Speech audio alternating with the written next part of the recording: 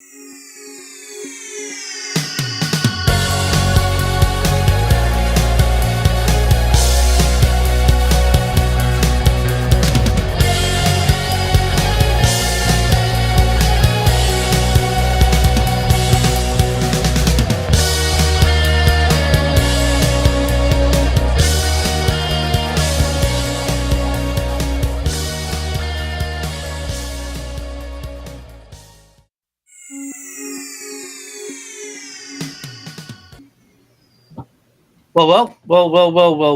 Episode 31 of the DMC live chat.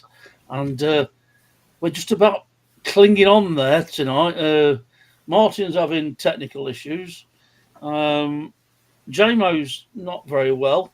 Laz has only just got in from wherever he's been. So we're down to the bare bones tonight, folks.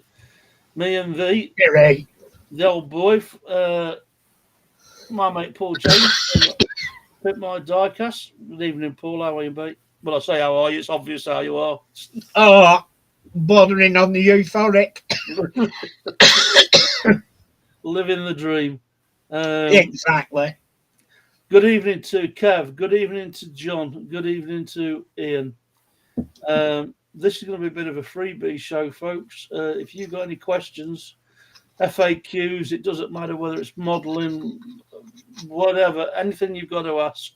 Now's tonight's the night to be footloose and fancy free. Yes, Kev saying, "Oh dear, thin on the ground tonight." Yes, we are, mate. Yeah. Like I say, Laz is not long got in. Martin's having technical issues since he did an update on his tablet. Don't update your tablet, or do update your tablet. Thing is, though, as well, we're probably going to be thinner on ground with European viewers, because we're a bit early for us. It'll be middle of night. Yeah. The weather we're having at the moment, people will be in beer gardens and stuff. If they've got any common sense, yeah. Doing it, yeah, we haven't any common sense. Well, saddos that have got no life. I mean, we're always here. I have a life. It's just that most of it's working or recovering from working. So we'll start off with. We'll just get. I've sent a call out to Michael and to Brian, and we'll see if Martin is able to get on. If not, he'll probably join us in the chat, I hope. Luke is busy, as far as I'm knowing.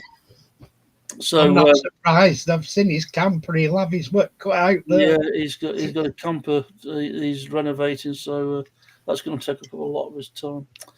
So let's give a shout out first, shall we? A special shout out goes to this month's benefactors who help support the DMC by donating between £2 to £5, in some cases more, down to personal choice, through PayPal to aid in supporting our running costs. So thanks to Colin, Ian, Luke, Martin, Tony, Andy, Fraser, Moz, 6510 Models, John, Brian and Lee. These guys support us every month, as I say, by giving between £2 to £5, and it helps with our licensing of our software and upgrading the hardware. So thank you, boys, for that. If you'd like to become a benefactor and help support our running costs, please use the link paypal.me/DMC admin. My thanks as always. So there you go. Thanks for that, chaps. Brian, Ian said, spoke to Brian. He said he doesn't think he's going to make it tonight. Okay, so your choices of hosts are me and thee. What I want to know is who's Ratman and who's Bobbin. Yeah. It's a bit harsh, that, isn't it? Really. Brutal. So, as I say, good evening to Russ. Good to see you, buddy. We're a bit thin on the ground. So, any input from external from our regulars. If you've got any questions, there's a topic you want me and Paul to cover as best as we can, we'll do that to the best of our abilities. But we'll start off with doing Mr. James. What have you been up to this week? And Well, I can't give fog-on, leg-on's answer, can I? For them that know. Well, this week I've mostly been... People who know me, I throw curveballs and I wander from die-cast because I have various interests. We're modelling still. Yep. To keep fresh and interested so you don't get stayed and bogged down. And this week it's been a Warhammer week. I've basically got a couple. I like getting cheap stuff off eBay that's been painted. And I thought they were blurred photos, so I thought, oh, it'll be a crap paint job. And they've come and they're not too bad, so it's just, not only that, it advertised it and there was only one in the advert, and I thought, oh, there's only one. And it ends up, I got two. So these are painted ones you've had off eBay, are they? Yeah. And then it turns out they're not a bad paint job, but I'm redoing it, and it's gone from... I've started on one of them, that's the other. I've not touched that one yet. And that one's the one I've been working on. Improve the paint. I'm about quarter of the way through what I'm going to do to it. But it's looking good. It'll get there. You can't beat the diversity of Warhammer. There's some of the stuff to do. And another one, I've got another one. It's like Death on Horseback. I like that. I do. And somebody's modelled their own idea on it. Like Warhammer, they have a vast selection of figures and sculpts, and people like cutting stuff off other models and applying them onto one they're building to give a lot of individuality. And that's what somebody's been up to. It's primed, so I'm going to start painting that. A curveball, I'm an artist. And it's coming up. I'm going to be doing something different. I'm restoring a 1930s desk-mounted pencil sharpener. It's cool, that, isn't it? Yeah, it's nice. It'll be good, Dom. I remember as a kid, we used to have one on the shelf in each classroom, like. Yeah, I've got my main one that I use for my art, and I thought it'd be nice to do a video one on a vintage one. So yeah, I'll do that, and it'll probably get mounted on corner of my model railway layout for sharpening my pencil for doing planning on the boards and stuff I'm cutting, wood I'm cutting to make scenic areas and stuff. So yeah, it'll be put to use after. So I finally stuck my head above the parapet and put a new video on the Midlife Models YouTube channel. So I've done a multiple set of Captain Scarlet Special Patrol cars. So one for Captain Blue, Black, Brown, and Captain Scarlet. So I've got 4 now in different colours. I've not seen it yet. I'll have to go and watch it. I mean, they're not we know they're not the most complicated vehicles to do. Like, no, but they're a bit of fun, aren't they? It's a bit of fun, yeah. Talking of which, Russ is just saying, PJ, I saw your video on the SPCs. Do any of them have the jet sound working? Two of them do, two of them don't. The reason being that the plastic interior that mounts over the engine, or the cogs, if you like, it's got two little tabs that click in place, but they are so fragile that two have broken off, so I can't remount them. But yes, I've got two that do work and two that are, let's call them display models, if you like. But then again, they're just for show, so I've enjoyed doing them. I've had a nightmare with hardware this week.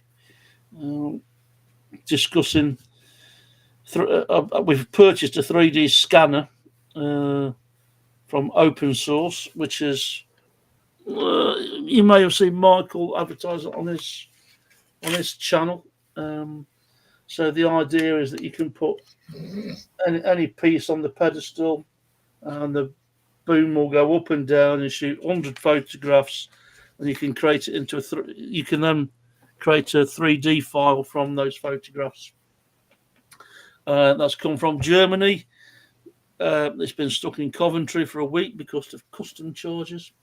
Got it here, and it doesn't work, and it's cost a lot of money, so I was not best pleased with that. I have got go on, mate. One of the chaps wants you to demo your car sound. Will do, mate. What I'll do, Russ, is I'll get it down next Friday. Sorry, not next Friday. The next time we do one of these, I'll bring it down and talk to it as one of my favourite cars. Anyway, so I had an Anycubic Photo Mono 2 3D printer that is not working. They have. I'm in contact with them. They have been sending me spare parts to try and get it working, and it's not. So I brought a new one, and I've had the Elegoo Saturn 16K, and it's a beautiful piece of equipment. I just absolutely love it. So much so, I'll just show you a couple of quick prints that I've done. I've done some for Moz models, but there's a little chest piece that comes as part of a test print, and it's that good that you can actually get it prints a staircase inside the rook.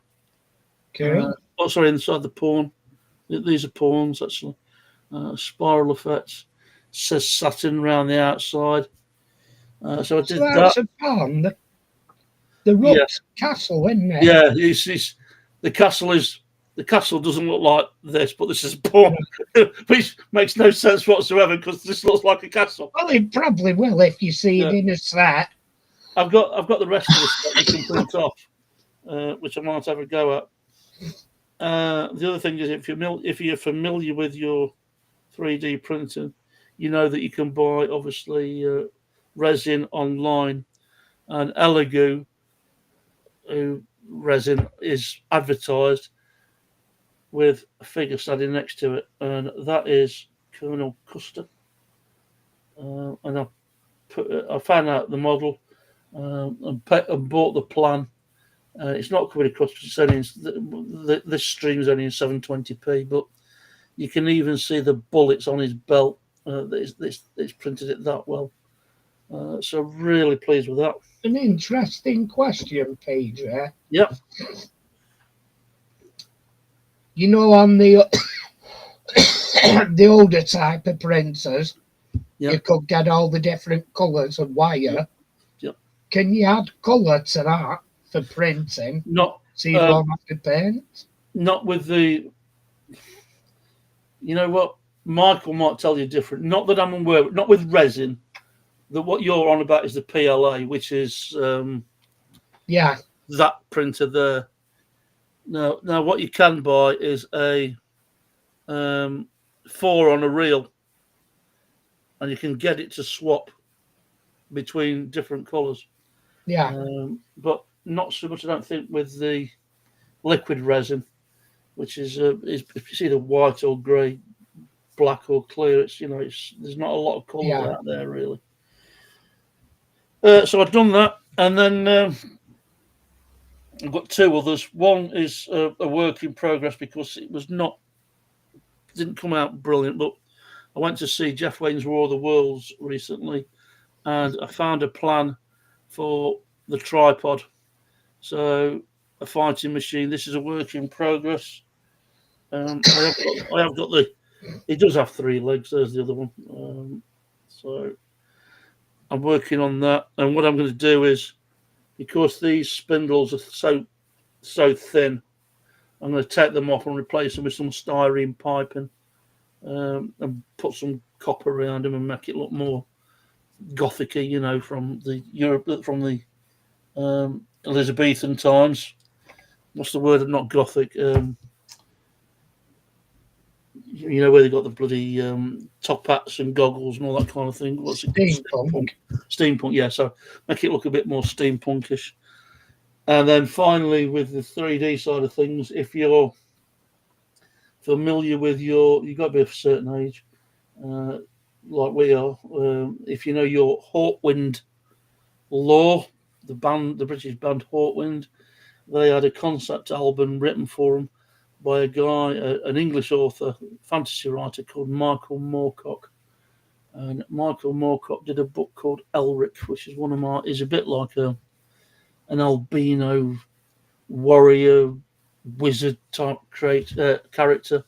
And at the moment, he's printing off behind me, probably about 6 hours. So, yeah, it takes a while. Les in the chat. Good evening, Les. Sorry. Moz is in the chat. Good evening, Moz. Good to see you. If you're interested. I'm just fine and dandy, Moz. Yeah, well, if you're fed up, Moz, you can come and join us live. Whether you're popping in or not, it's entirely up to you. I'll send you a link, mate. You can tell us what you've been doing this week. We're struggling for bodies. Still not like Martin's in the chat. Unfortunately, it's still not letting him on, which is bloody frustrating. I'm around tonight. Let's bear with me a moment, and we'll send Moz.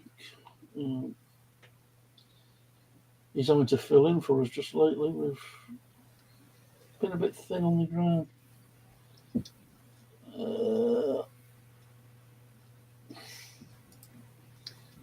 Thing is, it's good. It's not just diecast, as it says. It's modelers as well. Yeah, it's a bit of everything this week. Yeah, cool. So I've sent Moz a link, and hopefully he'll join us in a couple of minutes. So we'll take it from there. So yeah, I was well pleased with the new Elegoo Saturn. If anybody wants any recommendation, just give me a shout. I'll talk till the cows come home about 3D printing. Not as I'm a specialist, but I can tell you what not to buy and which is a better version. Moz will tell you I've done some prints for him, and they've come out really nice as well. I think you've had most of them by now, haven't you? It's working that way, isn't it? And here he is. How you doing, mate? Hello, mate. It's all working, mate. I got straight in, so I'm not too sure what the problem is. Martin's got a Samsung tablet, and it did an update last night. Yeah, and it's not playing ball with them. Oh. Apparently there's 3 dots that you can click on, and they've disappeared. And I'm going to mirror your screen, mate, because you appear to be the wrong way around. That's better. No, That's how we usually see it. That's the wrong way, that is. Yeah. Isn't it? Oh, I'll move the other way just to annoy him. Yeah, that's the right way. How are you, mate? Just to annoy you. Yeah, good to see you all. Yeah, I just done a video because I've done something a bit different in my video this time. I've done it more like more humorous, I should say. I got Airfix sent me their new their latest coin, all right, which is the 80th or VE Day 80th anniversary coin. Hopefully if I go in close, it does zoom in at the end, so it does it should zoom in. Come on, zoom in. It should zoom in, but it hasn't. Anyway, so and it's got the nice back looks. I've done a video on that tonight because I've got the whole collection of coins that Airfix have ever produced. I've got myself a little case, and so this is going to be added to my collection of Airfix coins, which is Wow. you know, Jeez. so yeah, it's a nice collection. I've done well. I've been collecting them. So there's 12, 13, 14. There's another one that's due, which is for the Gannet. So yeah, it's a nice collection there that I've worked hard to get. There's one other one which I need Michael Haig to find, because there was one limited edition Australian version for the Spitfire which I never saw. Oh, okay. So I need an Australian to grab Getting them. like Warhammer mods. I keep getting given them at Warhammer shop. Yeah. I'm not starting collecting them though. There's probably ridiculous Oh, God. amounts Yeah. of them. They have a place, it's I'm not saying they don't have a place, just not for me collecting them. yeah. I've got a skull JMO, and that's what yours is. It's Oh, I've got a somewhere, few there. I've got. They keep giving them me when I go in. somewhere I've got the D-Day ones as well, which were the Royal Mint ones, 50p pieces. I don't know where they are. But I buy anything that's got an Airfix logo on it, it's I think with Warhammer, if you go into the shop, you have to if you spend something like over 30 quid, they give you a coin. yeah. Or he was just pitifully feeling sorry for me and gave me a coin. I don't know, to cheer me up. If they cut top of your head off, Moss, you'd have Airfix written down middle. Yeah, that's the problem, mate. Yeah.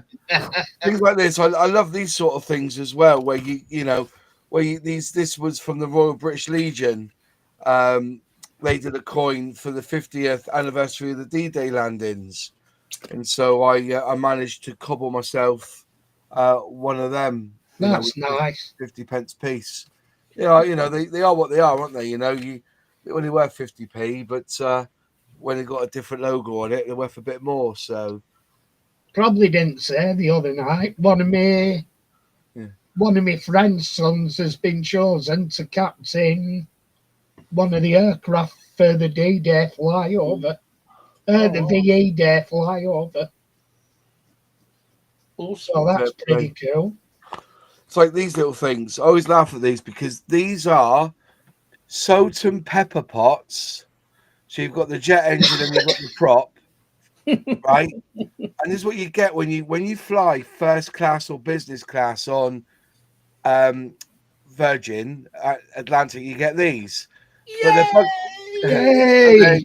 But what they've got underneath, which I thought was quite funny, was it actually says, I can even see it. It says pinched from Virgin Atlantic. It actually says pinched from Virgin Atlantic on the feet. Oh, cool. So people, they're only made of plastic, but people steal them because they think they look cute. But for that thing, they've actually got the word pinched from Virgin Atlantic on the feet, which I thought was quite funny. I collect little trinkets like that, So they come off aeroplanes. I've nicked the safety cards usually. Yeah. That'll fuck them up. There'll be some, excuse language. There'll be somebody like that going to, can't escape. So as we're just trying to explain, we're a bit thin on the ground. Martin's got technical issues, and some of the boys are late getting in, etc., etc. So we've just been talking about what we've been doing this week. What's been on your what's on your bench this week? I've got nothing particular. I've still got the Jaguar to build on the bench. That's got to be finished off probably next week now. So that's the new Airfix Jaguar that I've sprayed up. Nice. Ready for putting on the gloss coat, and then the decals will go on that. It is a nice kit, that one. But I've been spending my time organising my workbench. Yeah. I'm a bugger for it, and I know there's a lot of other scale modelers who are the same.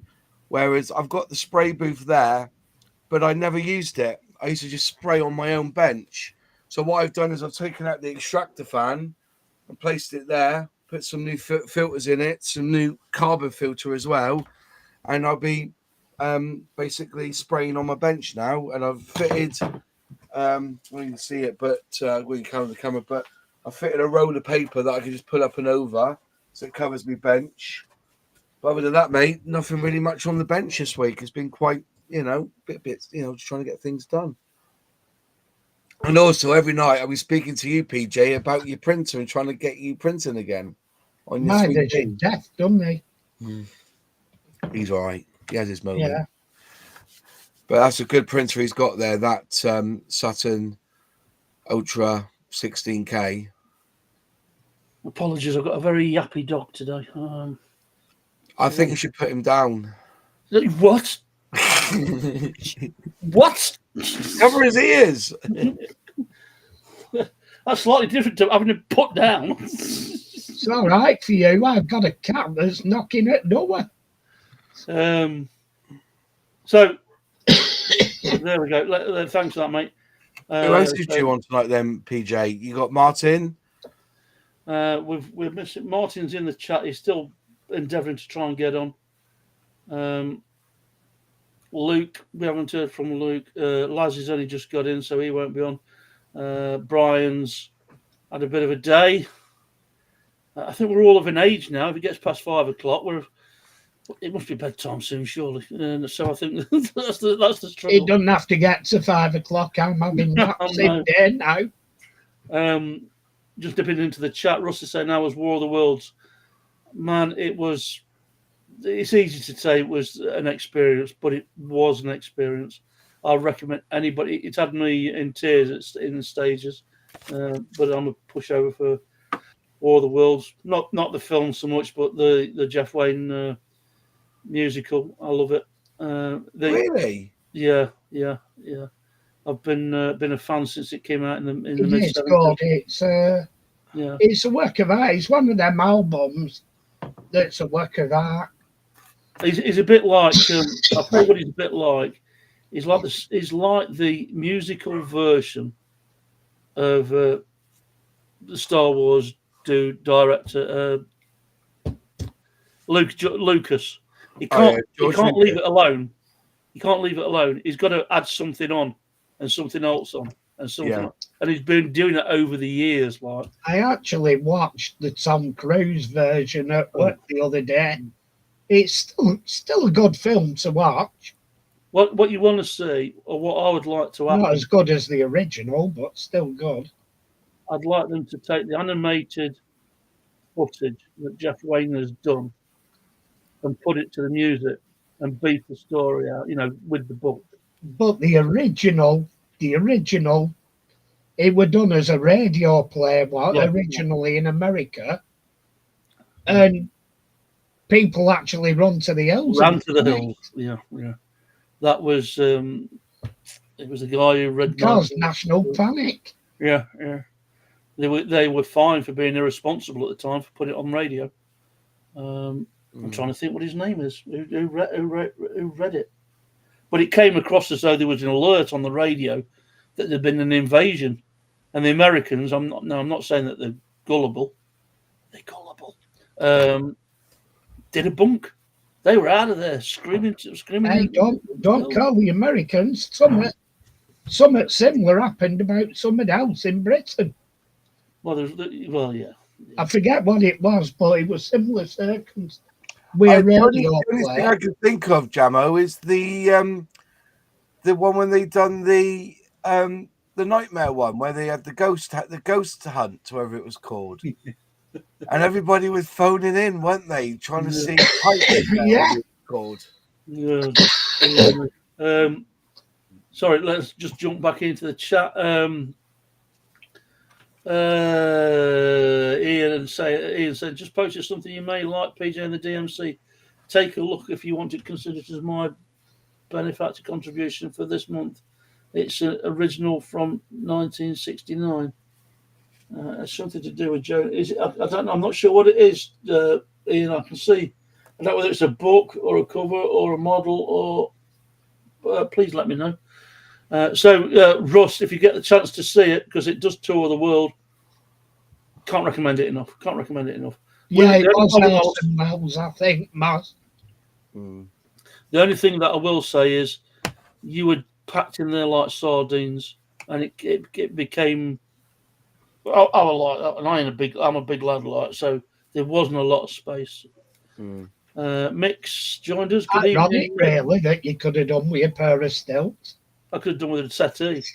Well, Mick, hi lads. Evening, Mick. Good to see you. Laz is in the chat. Good evening, Laz. Evening, Mick. Just saying hello. Orson Welles, yes. Orson Welles read the radio play, Russ, quite right. And yeah, he was responsible for scaring the death of a generation at the time. Awesome. Fantastic. But yeah, so what my point was, that as you're watching it, the music and the orchestra and whatever, there's an animated film playing in the background to, give you the concept of the whole thing, like. And I'd like to see that expanded out to include the full story, and then release it as it was supposed to be set in the Elizabethan times, which would have been awesome. I'll tell you what, I remember seeing the original film War of the Worlds. There's I'd have been 8 at the time, I think. Yeah. Sat on the couch at home. I'd just got a brand new Action Man in box.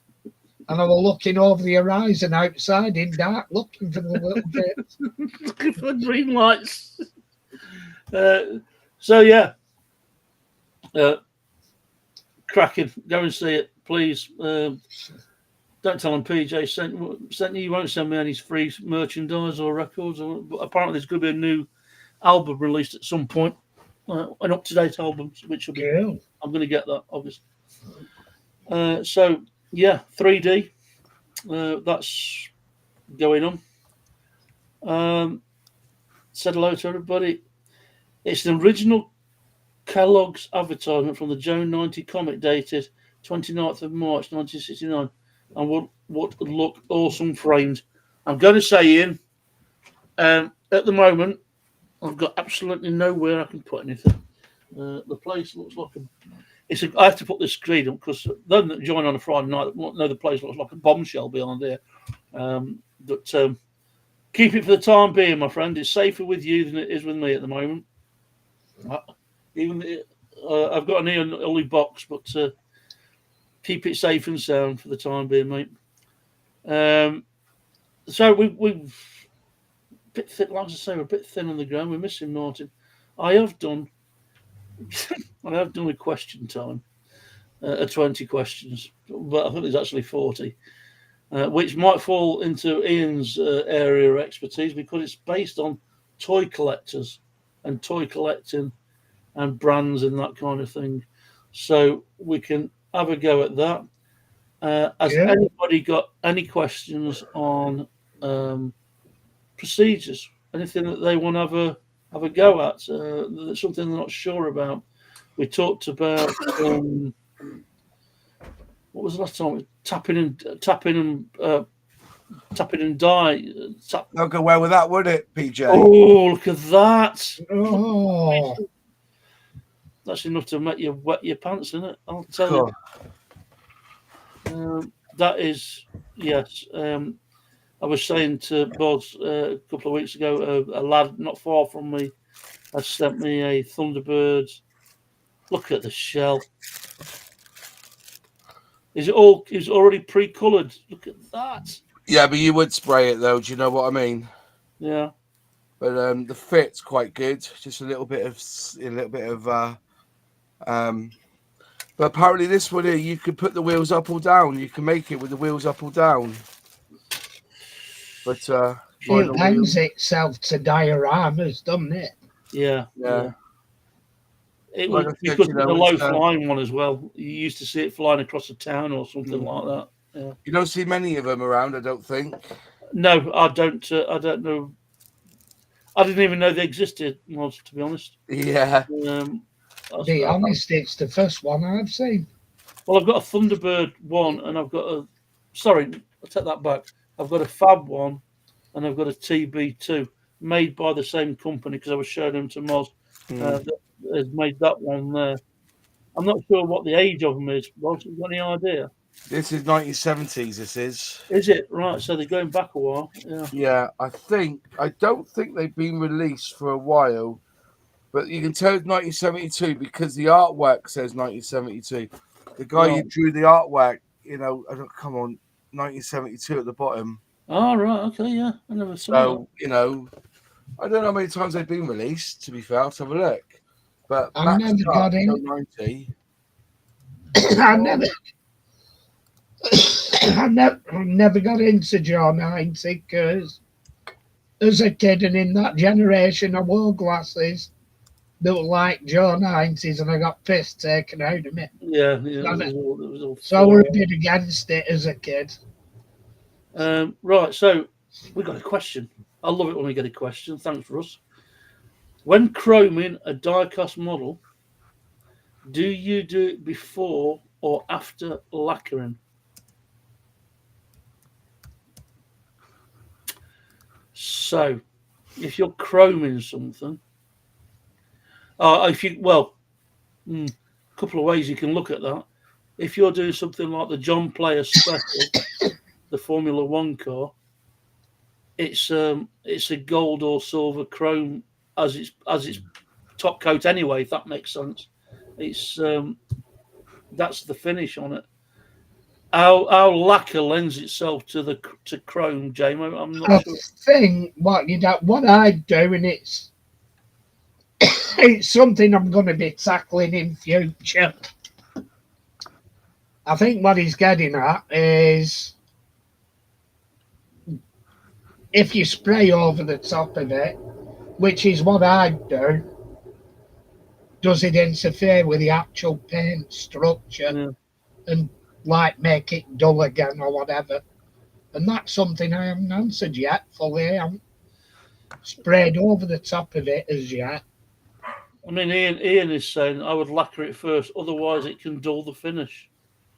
I'd say that, but what I'm thinking of is that if you don't give it sufficient time to dry, it could still interrupt it, but I'd give it about a week or two to dry and then try it, because it may just get solid enough to take the lacquer on top. Yeah, Russ is saying, i.e. bumpers and around windows. Yes, Jim. So, yeah, I mean, if you're doing... I know Martin's gone... I don't think... Martin wasn't convinced with the chroming... Sorry, I'm going round and roundabouts. If you're doing the strips down the side of windows in cars, I think Martin was saying he's gone back from chroming to using an aluminium paint. He could actually polish the casting with silver water salt, mask it, spray the colour, then lacquer it. Yeah. Which is pretty much the sort of thing I did with that Plymouth. Yeah. I polished the actual casting, scraped the colour off, then lacquered it. It's not a bad idea, actually, because you're not actually spraying a chrome, are you? You're not lacquering a chrome, you're lacquering the exact the base metal. Yeah. Good idea if you can get if you. I mean, I've always been conscious about scraping back paint in case of chip something. I've never had a go at it really. I ought to. Really. If you're conscious about chipping the paint before you set off, put masking around it. Yeah, good thinking. Yeah. So the knife, if it's going anywhere, it gets the masking. Yeah. Was saying anything you can add to that, Moz? Not really. I think. Wow. Do you use Chrome? Yeah, I tell you what, I do enjoy. See, the trouble with Chrome is that you just can't spray Chrome on a model. You've got to use a glossy black undercoat. You know, you've got to spray it glossy black first, Yeah. and then spray the Chrome on top.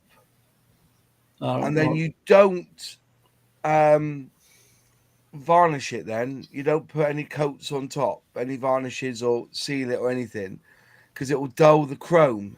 Which is what Ian was saying. Yeah. Yeah. You know what? I tell you, if you're doing like around windows and stuff, use a chrome pen. There's some really good chrome pens Yeah. out there. Yeah. But if you're doing something completely, see, the worst thing that I've ever seen that was ever invented for scale modeling, from on the plastic side of it, is pre-chrome parts. Because as soon as you nip them off the sprue gate, that bit isn't chrome, is it? No. You're better off just chroming it yourself. And Or the thing is, Moz,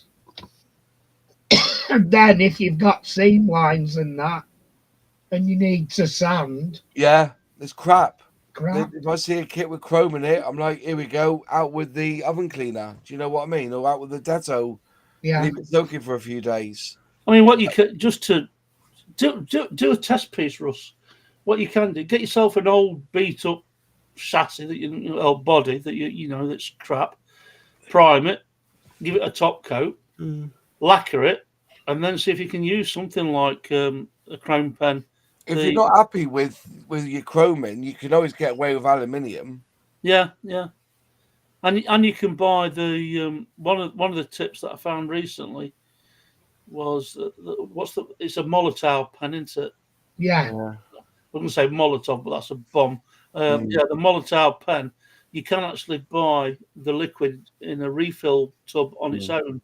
It's quite expensive, and I'm not sure it's the best thing for spreading with a paintbrush. But you could, if what you could do is use. Can I just say? Are you talking about the pen? You know, the refill pens. Yeah. Don't do it, right?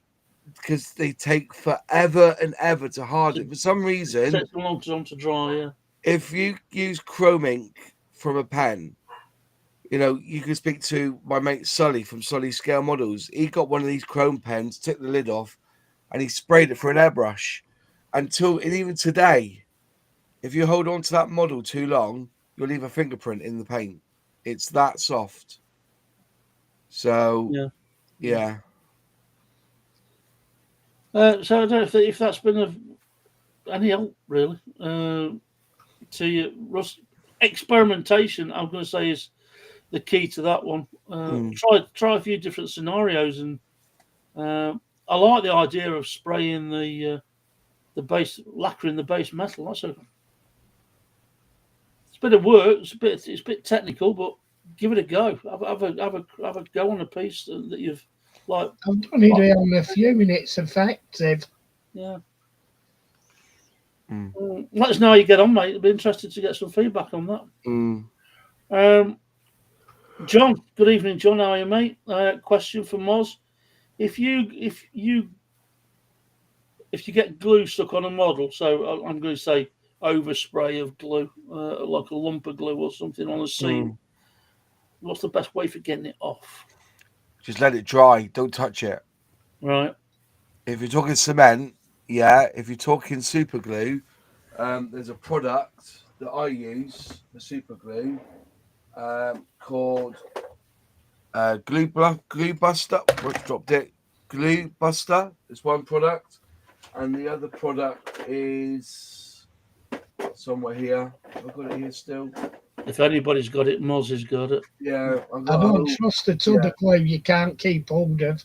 Yeah, I just got to see what kind. I've got it here actually. It must be upstairs. But yeah, Glue Buster is brilliant for dissolving super glue. It will dissolve it off the plastic. Wow. Okay. No, don't use nail varnish remover. No, don't use nail varnish remover. Don't use that, mate. No. It's acetate. Right. You probably end up melting, normal. Yeah, you can use this on die-cast as well. So if you've got if you're using super glue and you've got it, glue buster will dissolve it. But no, you don't use nail varnish remover. So, alternatively, if you're using something like the Tamiya Extra Thin or that kind of glue, is it You just safe? have to let it dry. If you spill it, leave it dry. Yeah, That's you see people when you say that they've dripped a little bit on and got on their fingers and they've melted the plastic. yeah. Just let it dry. It shouldn't affect it too much. It should keep it all clear. But yeah, if you've got, as soon as you start padding it with paper and stuff, the plastic's already melted, mate. So just leave it alone. I've done it before, when you do capillary action down the seam, Yeah, and yeah. it tips over, just leave it to dry, leave it overnight, then just buff it out. It It's shouldn't the cause only too way much to do damage. it, Moz. Pardon? It's the only way to do it, because if you try doing it while it's still wet, you're going to damage it. Yeah. I will say, if you're doing things like one type of glue that's not widely used or known is the crystal clear glue. So if you're doing things like windscreens, and what my advice would be on windscreens, if you've got an old windscreen that you want to replace, give some thought to running some crystal clear down the crack. It does exactly what it says on the bottle. It dries crystal clear, but it will solidify a crack in a windscreen. And if you're gluing it to, I've used it on. I really like the crystal clear. It's a good piece of. In actual fact, I'll give you a tip. If you get the crystal clear and use a brush, you can drag it around the insides of a door frame, and you can drag it from one corner to another, and it will dry as a window. Yeah. Played this game before, and I thought, no, that's a load of rubbish. But yeah, you can, because it's that small. When Les talks about capillary action, it will join itself, and it will form a windscreen. Now it takes not a windscreen, a door. You don't want to do it with a windscreen; it's just too big. But as with the Molotov, it will take a lot of time to dry. But I couldn't believe it. I've done it on one of my models, and it's dried as a crystal clear window. See, this one of the lads I know, he uses this stuff called looks like glass. And what you do is you dip your plastic in, let it dry. But he also says that if you're very careful, dip your glass in and then put it on the canopy or put it in position while it's drying, where the drying action will stick it to whatever. It's very, very good like that, yeah. Essentially, what all them are, mods, is like acrylic varnishes. Yeah. Essentially. It's like Johnson's floor polish. All that is an hard-wearing varnish for floors. And everybody sprays their models with it still. Yeah, it's good stuff. Does what it says on tin. It depends. The old clear was good. The new stuff, apparently, they've changed the recipe again now, and it goes yellow over time. So it's not as good as it used to be. But I've got models up in my attic that I've painted with clear, actually. Not sprayed, but painted with clear. And they've all turned yellow, unfortunately. I can't see why they had to get rid of the old formula. I think it was just they try and keep the cost down, don't they? And they find something that's cheaper to use, isn't it? And does the same job. So but yeah, going back to Ian Hulley, don't ever use nail varnish remover on plastic. Never. No. It will fog it up.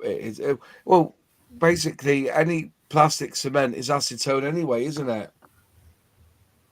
Yeah. All right. Any more questions? Does it appear so?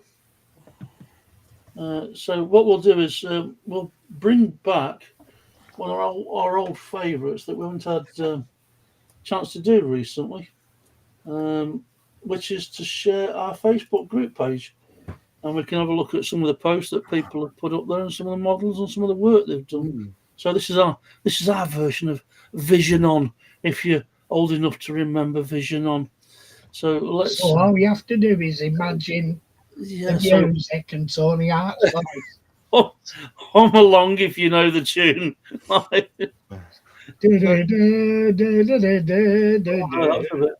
Wow, let's We're going into the Twilight Zone at the minute.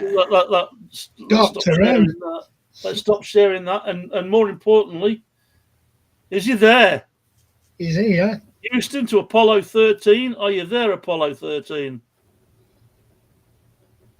Well, his face is, or half his face. 3 buttons. Can you hear us? Houston, we have a problem. He is the spitting image of Tom Hanks, isn't he? Handsome devil that he is. Apollo 13, he'll be making an earth scrubber out of biscuits in a minute. Can you hear us, Mark? He's smiling. I don't know whether he's waving. Can you hear us? Give us a thumbs up if you can hear us. No, I don't think he can. All right. Well, he's telling you, boys, stick to iPads and iPhones. It's so much easier. Yeah, someone's gonna have to send him a freebie. If you can strike a deal with Apple, Moz, that'd be superb. I've the Elegoo one's a bit quiet at the moment, so. Right, let's share our screen, and if he can get his act together, then he can join in. So we'll do a bit of sharing. That's better. So this, I believe, is the item that Ian was talking about, which is a Joe 90 advert for the car that Moz has just shown us. It is called, classed as Joe's car, and a bit of useless information. Those 2 jet engines are also used on the space chariot produced by Dinky. Yeah. As is the Shadow 2 rocket launcher. Yeah, the missile is the same. The missile in Shadow Mobile 2 is the same one in Fab 1. Wherever they could get away with using one part for multiple instances, my life, they would do their best to do so. But they even, I think Moz says on the model that he's got, you can raise the legs. Yes, you can raise the legs on this original Dinky. I do. Is that a Dinky? Is it? Yeah, it's one of my unicorn. I've got one. In actual fact, I've got 3, and I think I might just have enough parts to make up one. But at the back here, there's a light that is very, very finicky to get working. It's basically a light bulb, an aged light bulb, a specific battery, and a strip of metal, and a rotating piece of plastic, and that's how they used to make torches back in the day. Convert it to LED with one of the could do model railway lighting kits. So these are the. If you haven't already, I think most of the guys that are online at the moment have joined the DMC Facebook group. But by all means, come and join us, and you get to see the work of some of these guys who haven't got a Facebook channel. Haven't got YouTube channels, and they're just as good as anybody who does YouTube channels. That Volvo truck looks good. Looks fantastic, doesn't it? Well done to Derek. Steve Thompson, and Steve is another regular contributor to our monthly challenges. It's nice, that. Kev has got an unbranded camper van banger, 713 Lauren Annette's. Takes me back to watching Top Gear. Yeah. That were a brilliant episode, the Top Gear. That's what I'm looking for. Most if anyone's going cheap, to go fishing in would be superb. Don't you think it'd be better fishing in a pond?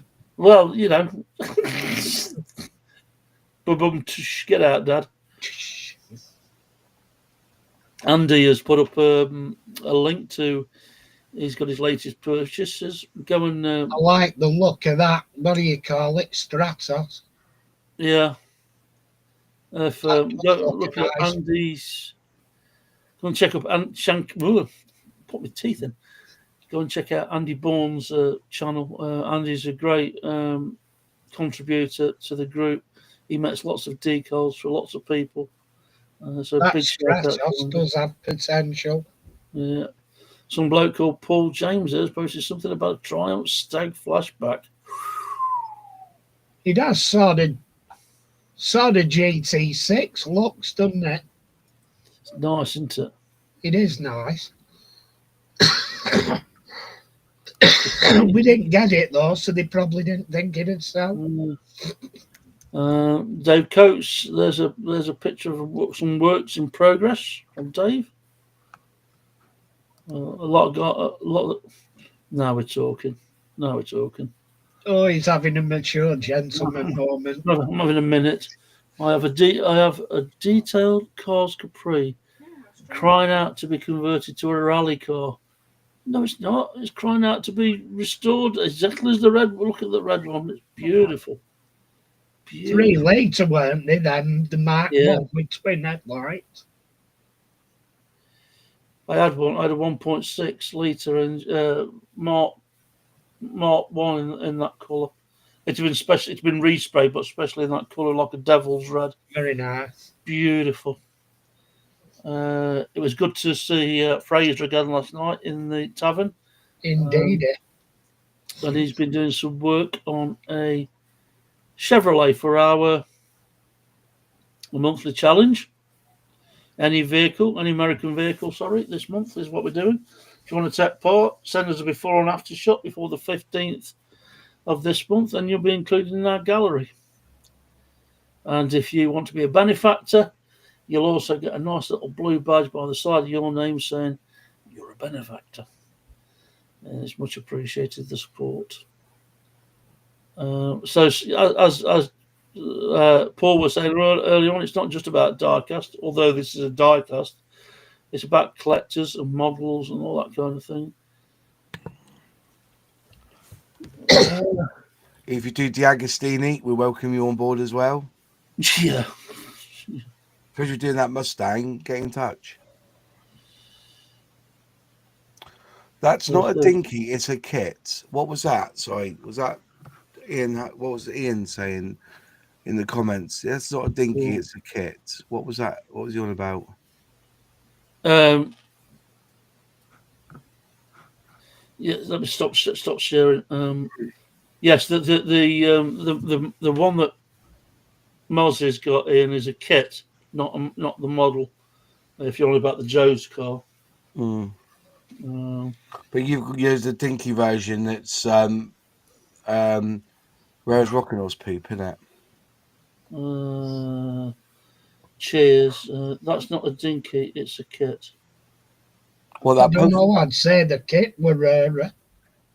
Or was it the poster? Was the Joe 90? What, the poster? Let's have a look at the poster again. Oh, that's.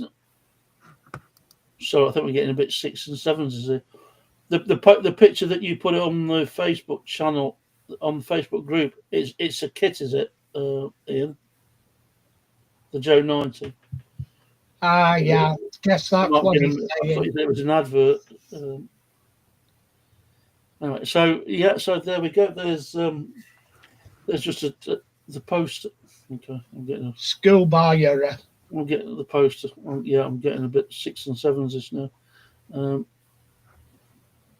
Right, so we're an hour in, so let's have a go at doing something. Let's do 10 questions. Ironically, those born in the 60s and 70s are now in the 60s and 70s. Yes, yeah.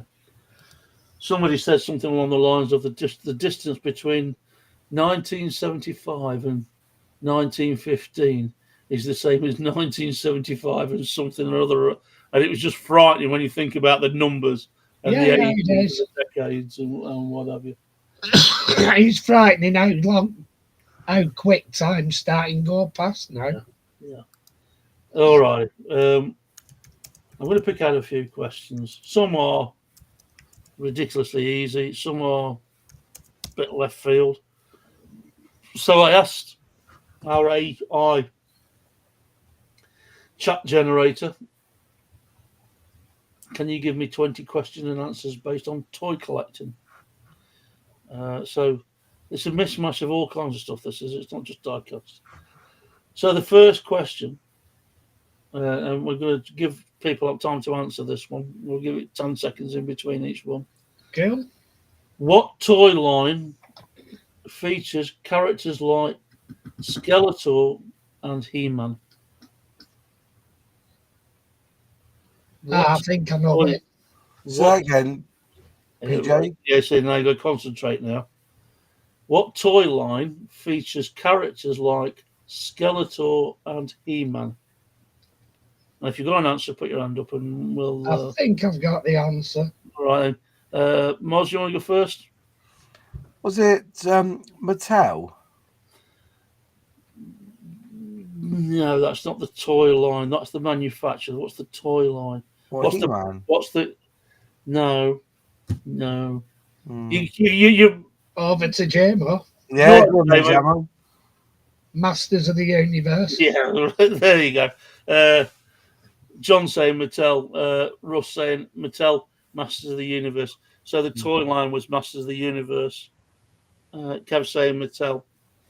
Yeah, but in fairness, he's too young, isn't he? Yeah, we're just a bunch of old farts, really. Who's too young? You. No, I'm 46, mate. I was He-Man right from the very start. I had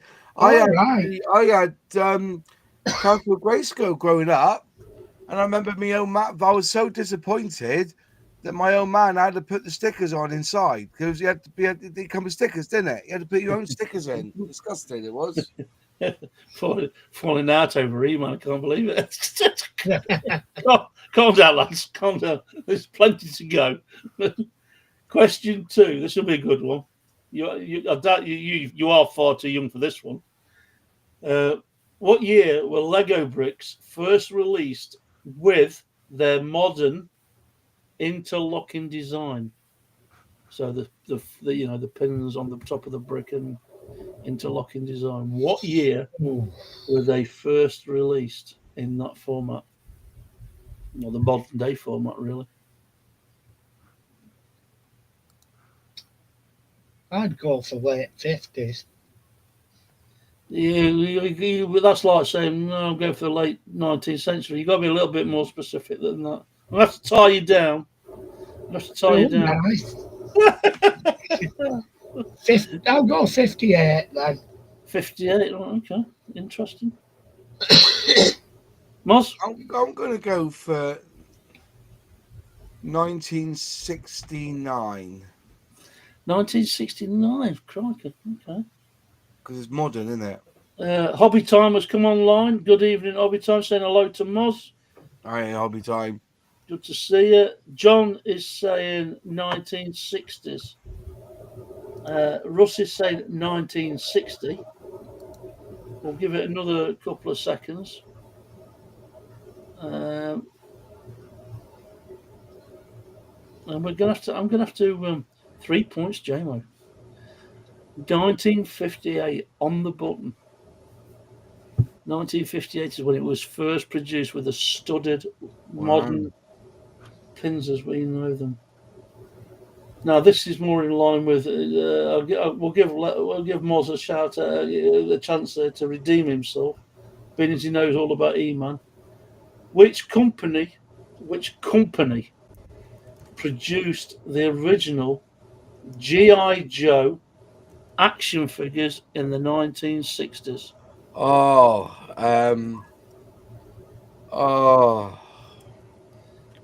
Sounds like Meg Ryan.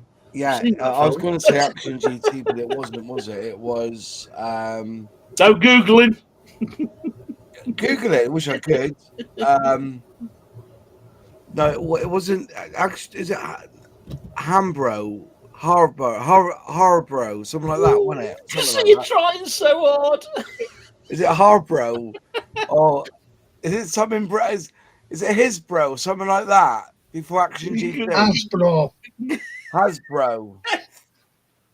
Hasbro. Is that right?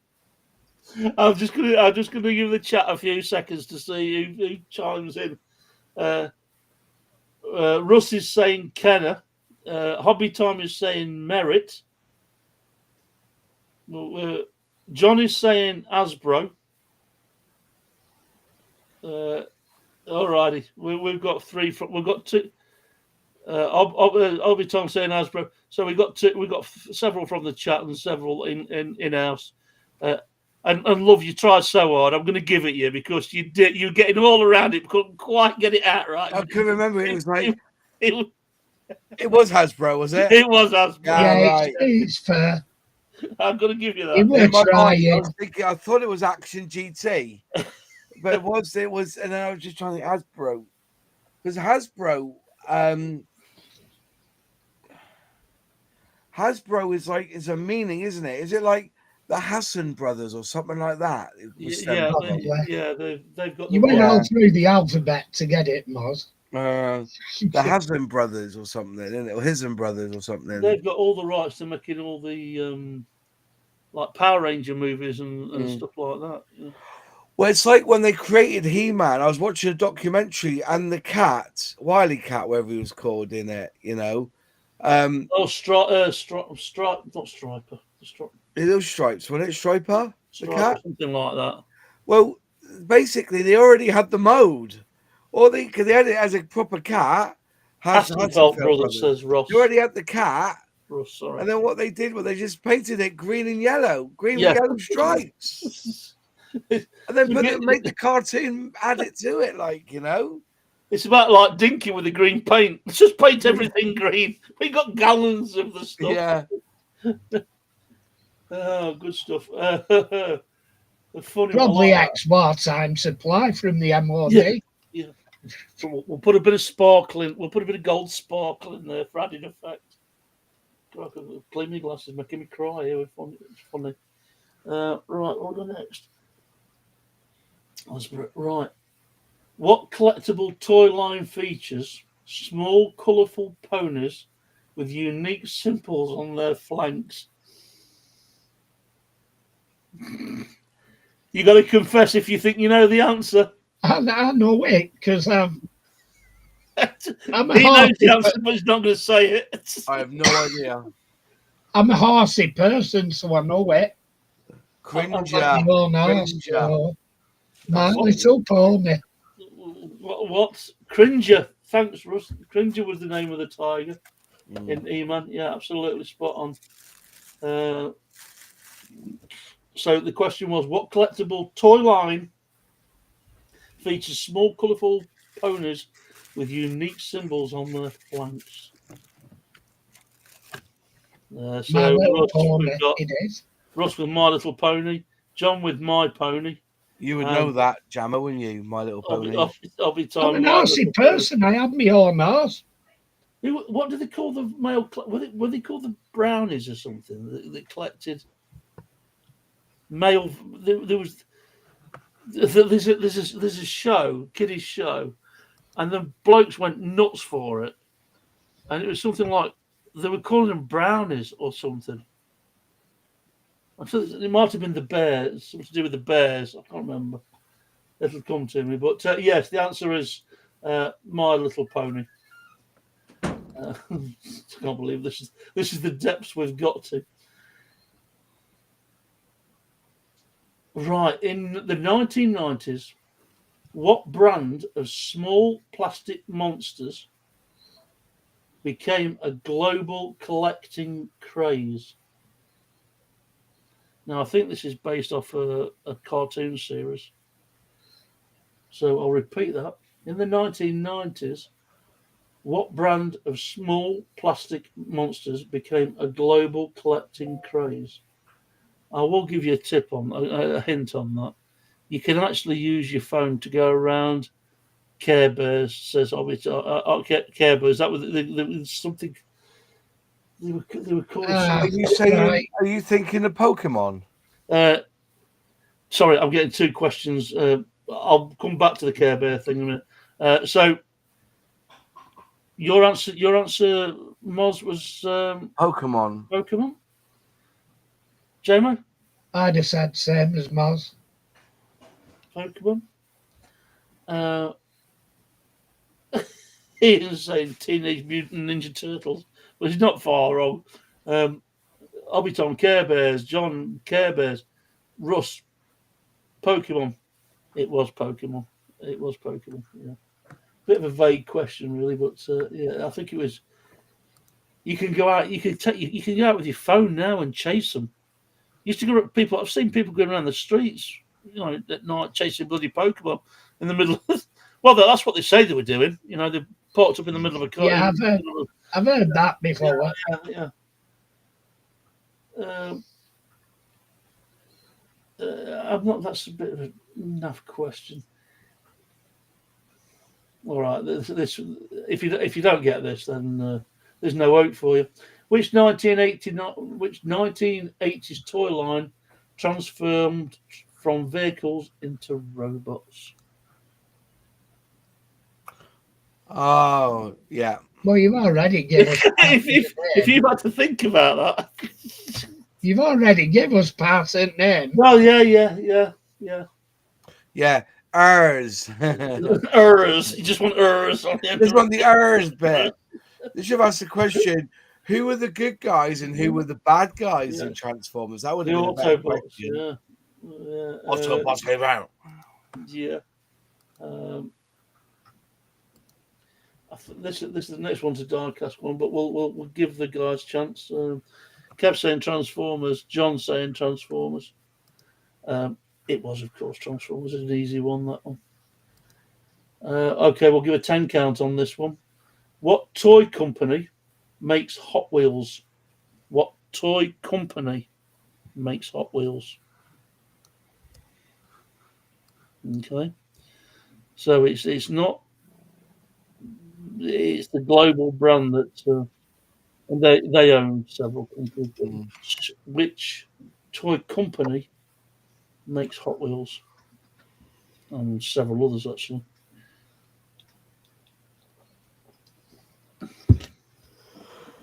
I think there's a 7-second delay on this, mate. I'll give it a 10, 9, 8, 7, 6, 5, 2, 1.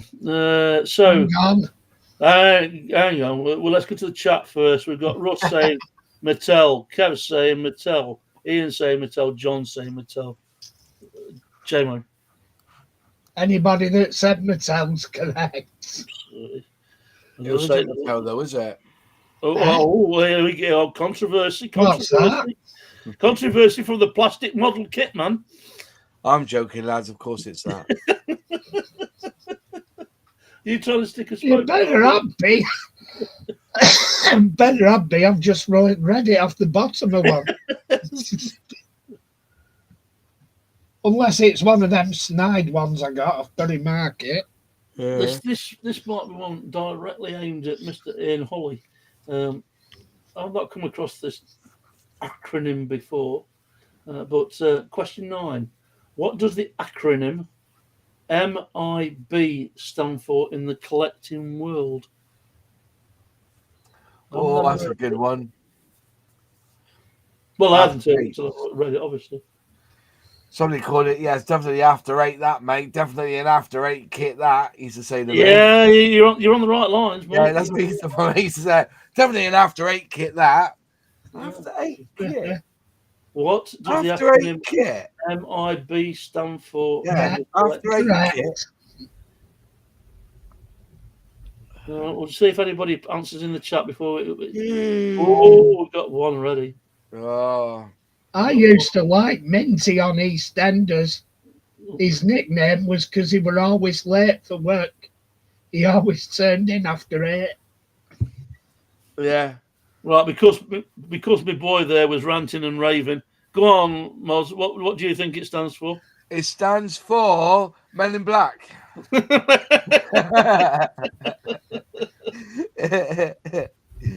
It stands for Mint in Box. Good lad. JMO, well, obviously that's you know what it's called there. Mint in Box. We've had G.I. Joe question before, so I'm going to jump that.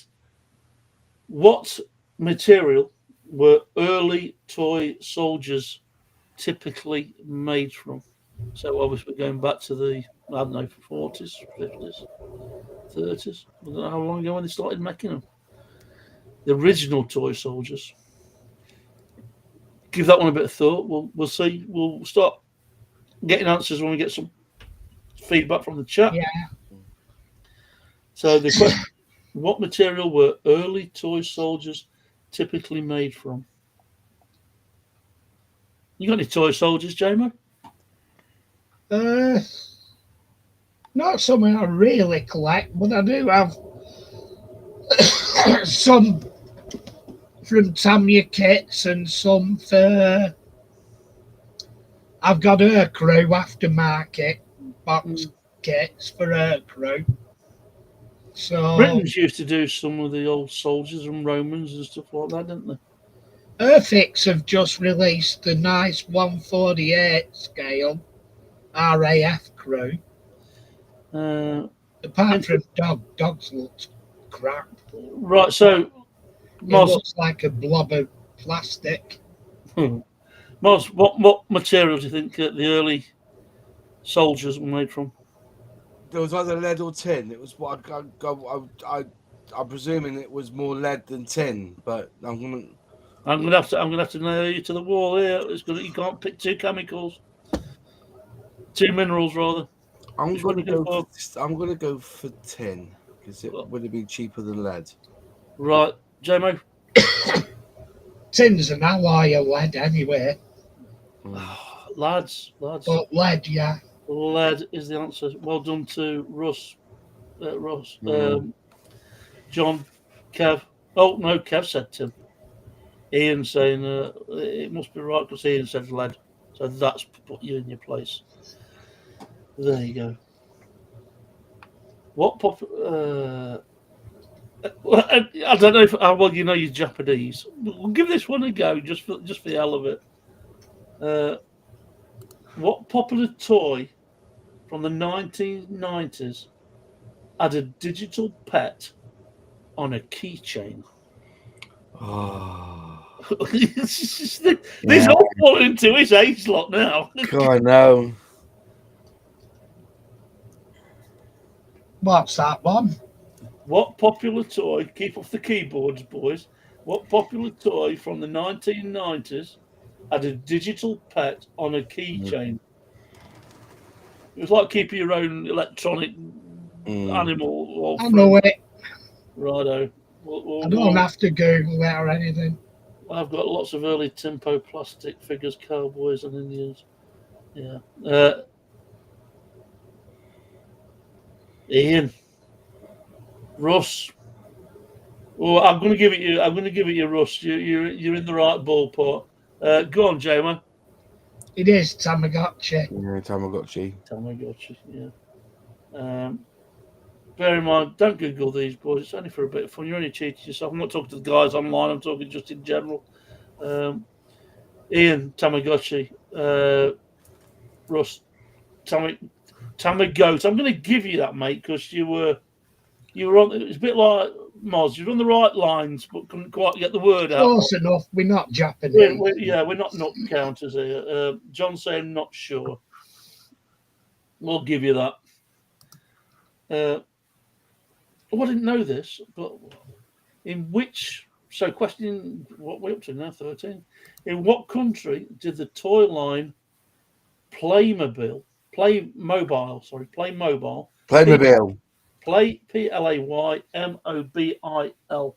Playmobil, originate? In what country did the toy line Playmobil originate? I've not a clue, but I'd say one of the Nordic countries. I was going to say France. I don't know that one. Seriously, I don't know that one. I've not. I thought British to be I honest. go Denmark or Sweden. I think it I'm was. going to say France. I think it's French. All right, so we're going to go with France and Denmark. Kev's never heard of it. He's going to go with Denmark. People have had time to Google it by now. Ian's saying Denmark. Same as Lego, says Kev. That's Right. interesting. You would think that, wouldn't you? But I don't think it is. Russ, no idea. John, Germany. Voice Broadened Technic, as Playmobil used to say. Yes, it's Germany. Well done. Never knew that. Never knew that. Well done, Is John. right? You can have an extra 10 points because For that, mate, if you email PJ, he'll send you some resin prints. Is that right? Yeah. You're making up his own rules now, are you? Only a bloody guest. Right, for the diecast. Yeah, because if you email him, you can come and stay at his house for a day and talk about. Yeah, you can come and stay for a day, love. Come and stay for a day. Yeah. Take you fishing. Yeah, take you fishing. So one for the diecast, boys. Simple one, really. Well, I say that. No, it's simple. What scale is most common for diecast cars like Matchbox and Hot Wheels? What scale is most common? So I'm going to ask the boys to give it a minute just while we get some feedback. I am doing. I'm letting others have a go. We'll give the Woolworths. Woolworths, says Martin there. Playmobil was manufactured by Woolworths. Sold by Wolves, probably. Probably sold by Woolworths, yeah. So, what scale is most common for diecast cars like Matchbox and Hot Wheels? Martin Dare, Ian Hulley, Russ are all on. So, John, you let me down there. You let me down. Oh, you blew it. You were doing so well. You're doing so well. I tell you what, there's not very about it, though, is there? A 176 scale. I can't believe you went for that. scale? What? What? Go on, JMO. Give it away for us.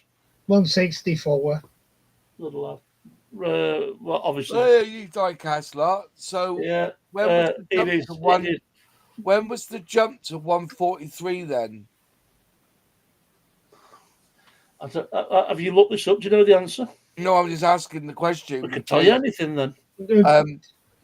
Airfix released their starter sets, their cars, in 143. Now, is it Corgi and Super Kings were 143 scale? Predominantly. I can answer this. Go on then, Jabbo. You can sit up and talk to me, by the way. You lay down. Sit up and talk to me. Stop being sarky now. The reason, or one of the reasons Airfix chose the scales they did, is it fits in with wargaming and model railways. 143, yeah. Because double O gauge is 176 scale. Yeah, wargaming 56 scale. And 142nd or whatever it is for the cars. Yeah. Is O gauge. Is it O gauge, is it? Yeah. Okay. And 144 is N gauge. Are you sure about that? Yeah. Nearest damn it. 144. Yeah, nearest damn it. Because it's half the size of double O gauge. But I thought N gauge was, well, yeah, it could be actually. Because was it? Well, hang on, no, because you got TT 120 in it. Yeah, but that's in between. That's double O's 4mm to the front. Yeah. TT's around 3mm to the front. Yeah. And N gauge is 2mm. Well, it can't be because 120 is 120 scale. So you got 76 scale, 120 scale, 144, It's more like Yeah, but you're balls of that. talking about the new Hornby scale. Yeah, I'm talking which about is the a new 120 bastard scale that scale. won't be brought out. Yeah, it's a bastard scale TT 120.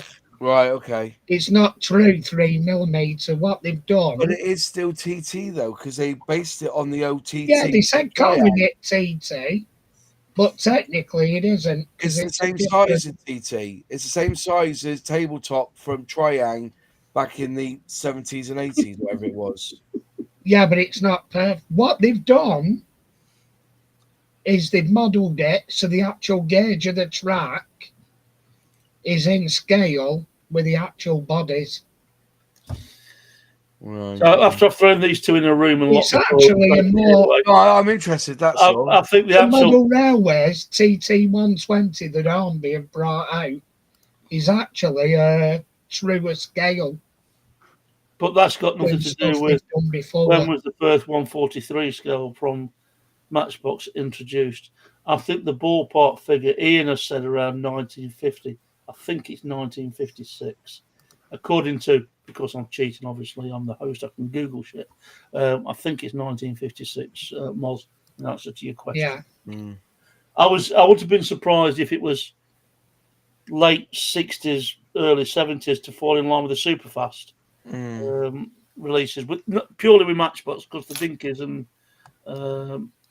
Corgis were bigger by default in the first place anyway.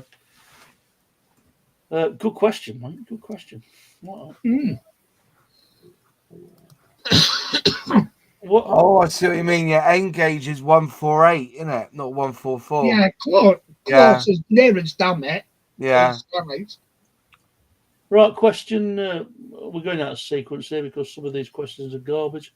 What collectible toys came inside chocolate eggs in Europe? Only in Europe, not in the Americans. Hang on, wait a minute. What collectible toys came inside? Martin's saying, unfortunately, I've given up trying to get on tonight. Naffed off. All right, mate. Don't worry. We'll have a outside of this one night. We'll have a go at trying to get things sorted out. Don't know why it's not working. I think that page. Which collectible toys came inside chocolate eggs in Europe? I think that is a bit of a. It's a bit of a red herring question. They've not posed that correctly, really. We've got four right answers. I know. They go in for what it is and what I'd have said, but it's not the tie. It's the actual leg that's named that, because they've had a variety of ties. Come on, then. What do you think it is? It's Kinder Surprise, but they've had what they do. They like McDonald's. They do a variety of ties in them. They've done cars, dinosaurs, all sorts. I still claim that we go another war. No, on the wall. I guarantee that most children have built a scale model kit because they've had a Kinder Surprise. They've built the model inside it. Yeah. Or they've gone, Dad, can you put this together for me? Yeah. I think my first scale model kit was in a Kinder Egg. People laugh at me, but you think about it. You know, when we were kids, you had toy cars. They did a Ford Cortina once, didn't they? In a Kinder, there's all sorts there, and it's a scale model of a vehicle. Then you've built a scale model kit. Right, not used glue and plastic. You've used, but still not Lego. Sometimes you get some really naff questions in these quizzes. This one's a belter. What was the first toy to be advertised on television in 1952? Now it has been seen in the modern times on film. Let's put it that way.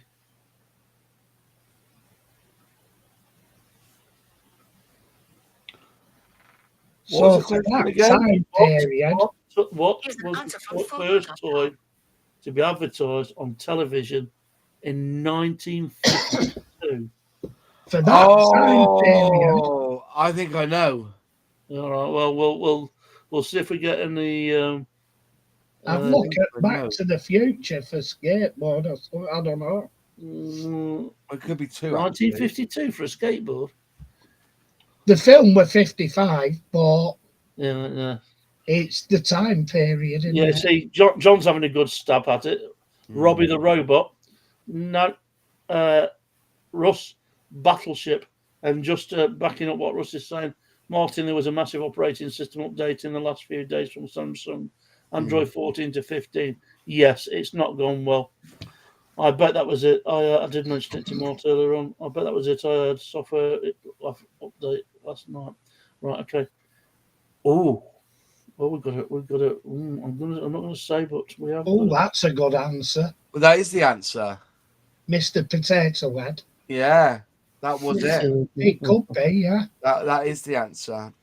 I like Ian's come out with Slinky as well from the same kind of from that same particular movie, like. But well, I was thinking Barbie, but Barbie wasn't until later on in the 50s, was it? yeah, I mean, you got to think that when the toys first came out, they were that simplistic. Yeah. Mr. Potato Head is obviously is the right answer, chaps. Yeah, it is. Yeah, Mr. Potato Head. But that was a good one. That's a belter of a question. That one was. Now, if you ever get a chance to see this on, I think it's PBS. Whoever come up with that idea must have been a pure Stacked genius. out of the tree, you know. Because you didn't even get the main part of the toy. You had to go shopping for potatoes. Yeah, it was a DIY kit when it released. Yeah, I got one. All it was were a box of eyes and feet and hands. If you cucumber. Gentlemen, I've got a scale model show to go to tomorrow in Gloucester. Right, all right, mate. I'm going to grab myself a Jack Daniels and Coke and some sleeping tablets and try and get some sleep. So I've got to be up at 5. I'm really sorry to hear that you've had issues, Martin. I really have no idea.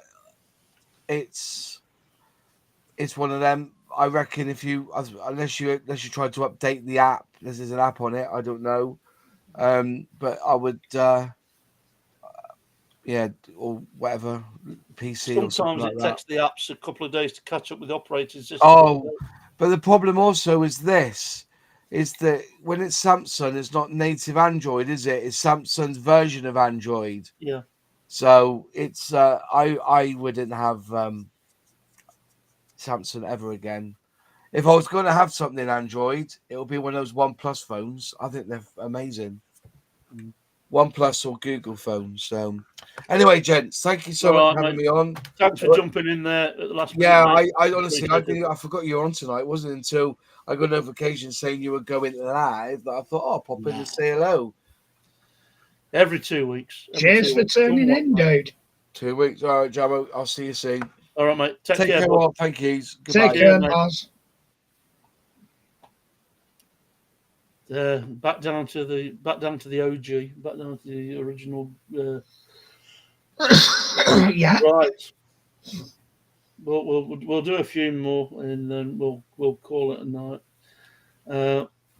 What is the name of the toy bear that records and repeats speech, first released in 1985?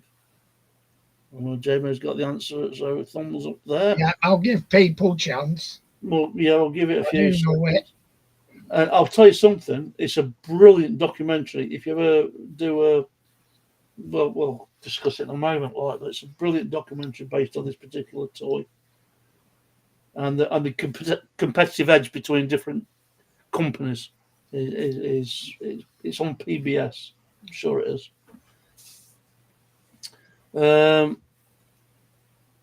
Everybody's scrambling now to. We've got an answer from Russ.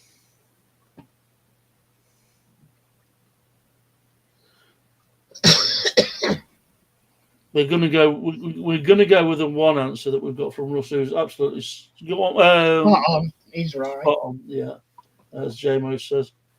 John Paddington, same kind of thing, John, but unfortunately, no. It's a remarkable story. The Teddy Ruxpin Ruxpin story is of how this guy, I'm sure he worked in the military, and he ended up moving from the military to working with toys and creating voice boxes. Don't know, maybe Nookie, Nookie there. I remember years ago, you could get parrots that you talked to them and they repeated back to you. And I got told off on my local market for making it swear. I don't know if this is. I'm going to ask you the question, but I don't know if it makes sense actually. What is the difference between a chase and a common figure in modern collectibles? Yeah. Right. Okay. So I'll repeat the question. Actually, you probably need to write this out in text, but still, what is the difference between a chase and a common figure in modern collectibles? It'll probably be like the difference between a normal Hot Wheels and a treasure hunt Hot Wheels. Sounds like JMO could do a night nurse. He's like that every week. Even when he's not got a coffee, could do with a night nurse. Oh, aye. Steady now. We've got some proper dirty ones where I work. Oh, now moving on. Family show. Family show. So, is anybody? Nothing quite coming back yet. What is the difference between a chase and a common figure in modern collectibles? Well, let's see if Paul thinks he knows what it is. JMO? A normal one, like in Hot Wheels, is the car in standard form as they release it. Like, they'll do it, change colours, and they'll do a basic release of them. But they do a limited edition with different colours and stickers on. Yeah. Yeah, it's about right. So, a chase is a rarer, limited variant of a common figure. So, yeah. It could be, they might just do a limited range of different colours. Some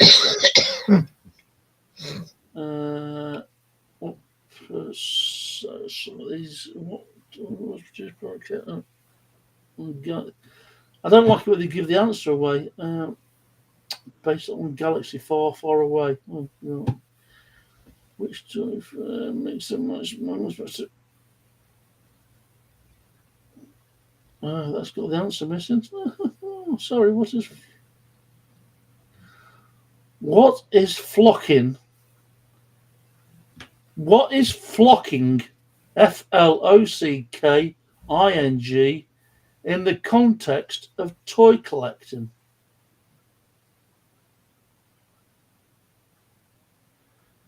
Right, never heard of this before.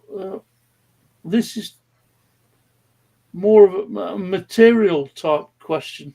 So I'll repeat. I'd guess. A fuzzy, I'd guess so. Yeah, so what is flocking in the context of toy collecting?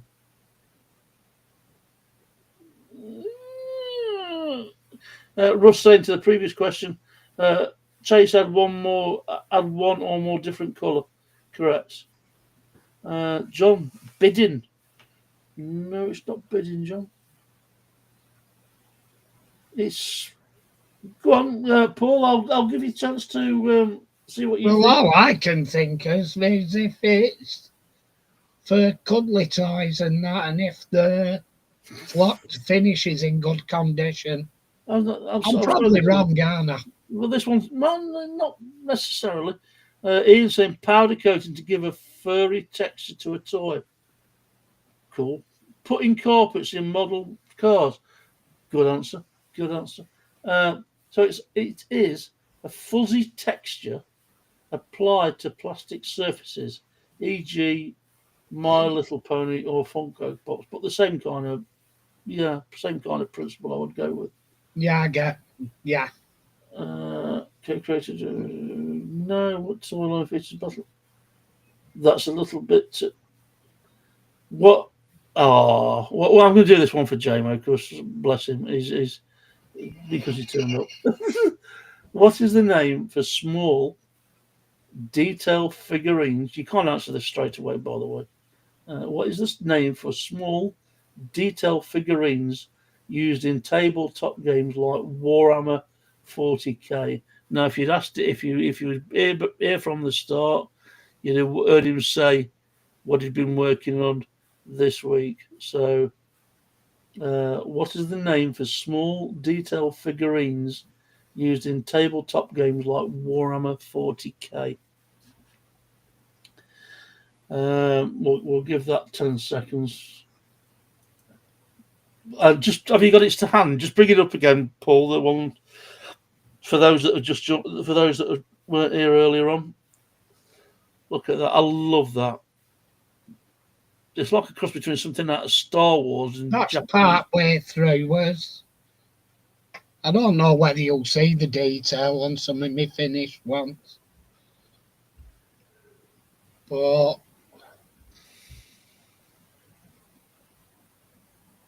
It's nice, yeah. stuff like that. Yeah, that previous mod, it was like the. For some reason, I thought I'll just watch Terminator again, and it's like one of them walking gunships that was walking around. That's one of the original white metal figures. Love it, love it. So, powder coating to give a we haven't had a reply to the question. So go on, Paul. Let me just repeat the question, and if you think you know what the answer is, you can tell us, everybody, what it is. What is the name for small detail figurines used in tabletop games like Warhammer 40k? They do call them minis. They call them miniatures. You're absolutely Yeah, spot on. miniatures. Yeah.